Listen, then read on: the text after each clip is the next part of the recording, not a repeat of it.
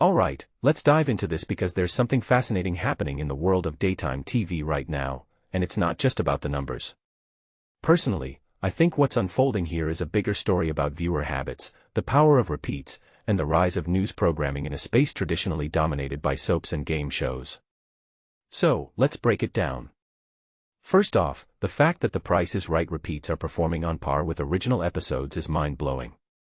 I mean, think about it, this is a show that's been around for decades, and yet, its reruns are pulling in millions of viewers, sometimes even outperforming newer content. What makes this really interesting is that it's not just about nostalgia. In my opinion, it's about the comfort factor. People know what they're getting with The Price is Right, it's predictable, it's fun, and it doesn't require a lot of mental effort. In a world that's increasingly chaotic, that kind of consistency is gold.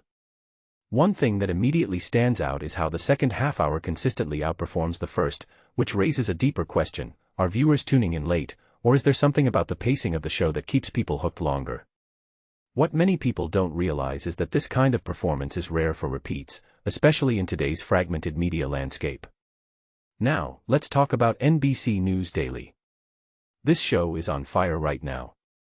It's not just that it's attracting its second-largest audience of the season, it's the fact that it's doing so in a genre that's often overlooked during the day. What this really suggests is that there's a growing appetite for news content outside of the traditional primetime slots. From my perspective, this could be a response to the 24/7 news cycle we're all living in. People want updates, but they also want them in a digestible format. NBC News Daily seems to have cracked that code. A detail I find fascinating is how close it's getting to the viewership numbers of shows like Days of Our Lives, a soap opera that's been a daytime staple for years. If you take a step back and think about it, this is a huge shift in viewer preferences. And then there's General Hospital. While it's seen a slight dip in viewership, it's still holding strong, especially on streaming platforms like Hulu. What's really interesting here is the duality of its audience.